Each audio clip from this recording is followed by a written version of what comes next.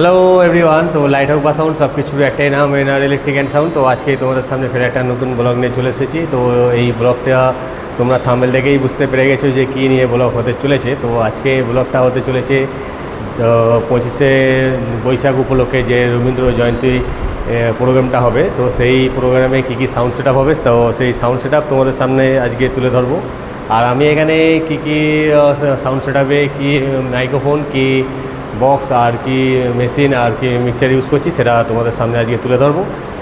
আর এখানে বেসিক্যালি কিছু বড় কাজ না, ছোট কাজ। তো তোমরা দেখতে থাকো ব্লগে, তো আশা করি খুবই ভালো লাগবে। আর কোনো কিছু কমেন্ট থাকলে তো আমার সাথে নিশ্চয়ই যোগাযোগ করবে, তো আমি জানিয়ে দেবো।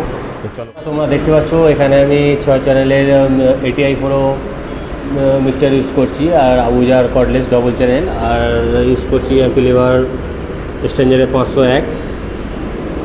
আর এই সাইডে মাইক্রোফোন ইউজ হচ্ছে আবুজার আছে, অডিওটন আছে, আর সেনাইজার আছে। আর এই সাইডে একটা বক্স আছে, আর আছে এই সাইডে একটা বক্স। তো এটা আছে 12 পেন্সিল বক্স আছে।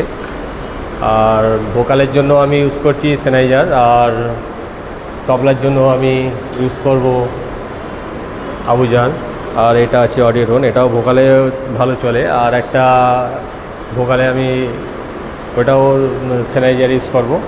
তো তোমরা দেখতে থাকো।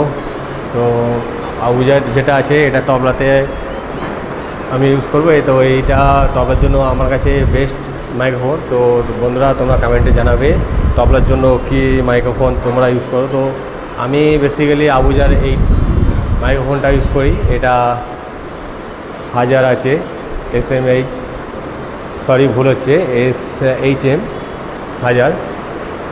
আর এটা হচ্ছে অডিওটন। তো চলো, প্রোগ্রাম যখন চালু হবে আবার তা সেই ব্লগটাও দেখাবো।